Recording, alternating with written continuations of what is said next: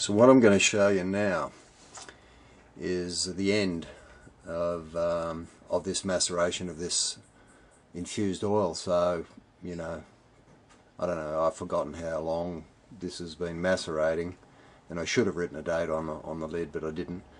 But this is garlic, right? So I've got organic garlic that I peeled and then put through a a kitchen whiz to slice it, so it's sliced. And so with garlic, you don't need to mash it up. In fact, it's best if you don't mash garlic. It's best if you slice it. And the reason is, if you mash it, you get all these particles, all the cells of garlic in your oil, and it takes forever to clarify for all of those cells to drop out of solution and settle out.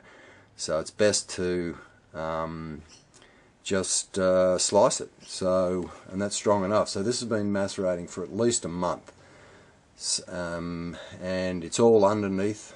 See how there's a good layer of oil across the top, and well, you don't really get a mold on garlic, because garlic is so antimicrobial anyway that I have never, even with garlic poking through the surface of the oil, you just never get a mold.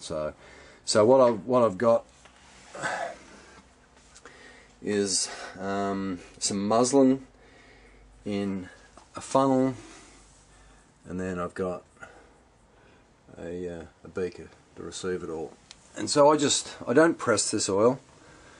Other oils you can press, so it's just a matter of pouring this in there and allowing it all to drip through.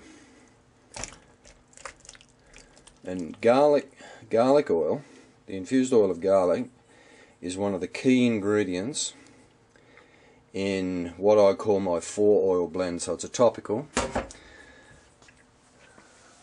It's dripping through already. So I'll just allow that to drip and drip and drip, and then you need to let that sit to clarify.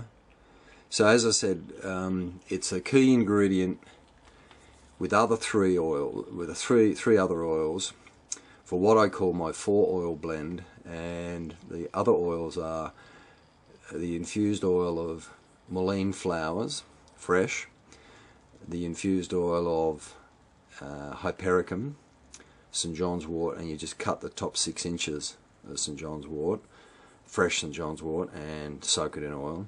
And the other one is calendula. And actually I take a shortcut. And I use this. I use the CO2 extract of calendula and dilute that in almond oil, and it's like a shortcut of producing an infused oil like end product. So that's what I use. So those 4 oils treat middle ear infection. So we'll allow that to drip, and I don't press it, because if you press it you get all the cellular bits through in your oil and it takes ages to clarify. I do press the St. John's wort and the mullein, and I use this little press, just a little. It's a little grape press that you get from homebrew supplies, so they're pretty handy, but I never use it for the garlic oil. Alright, there we go. So I've taken the funnel out. So I've got exactly 400 mils of oil, which will last a long time, because you dispense this 4 oil blend in even a 50 ml bottle. 50 ml dropper bottle is too big, but that's the size that I use. And the oils are in equal parts, so there's a lot of 50 ml bottles out of that. So, and you can see that cloudiness.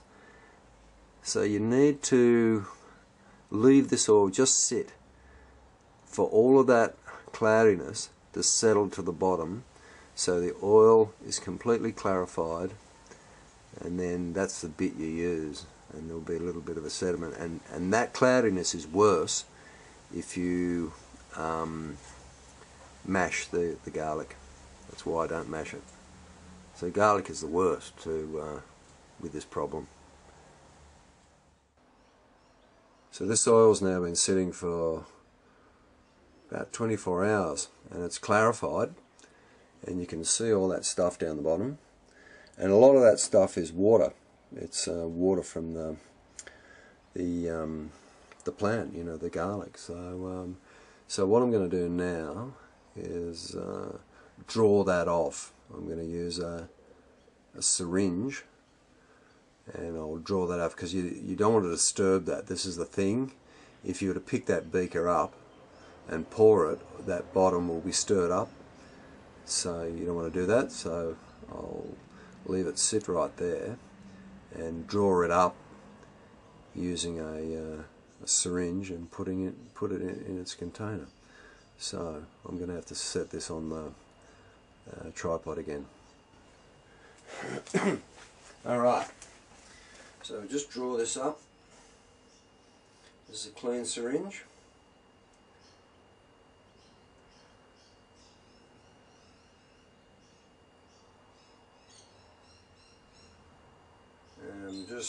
What I do is, you know, when I buy almond oil in these tins, I just save the tin for my infused oils. So they're all pretty much kept in these tins. And the tin, of course, protects it from sunlight, even though I keep them in a cupboard anyway.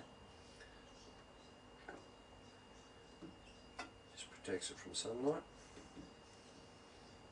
Oops. So by doing it this way, we should be able to avoid all that stuff down the bottom, which would contaminate the oil. So increasing your shelf life, and your shelf life on these is around about 12 months. And that kind of works in well because you get, well, I get one chance at making the mullein oil, which I'll make pretty soon. You know, and where I go for the mullein, there's also St John's wort there, so make those once a year and make enough for the year. And in both, well, the other oils that I make, the mullein and the St John's wort, I generally put amiox in them, which amiox is this concentrated rosemary oil.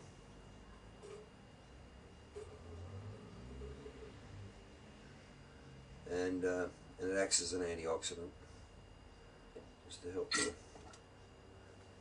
I'm just going to tilt that up.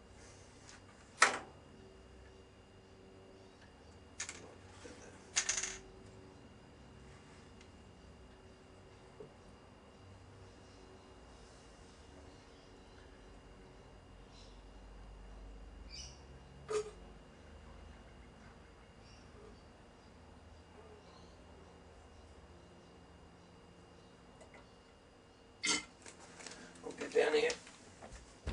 Oh no, I'm not going to draw anymore. All right, it's done. So it's pretty easy. There you go.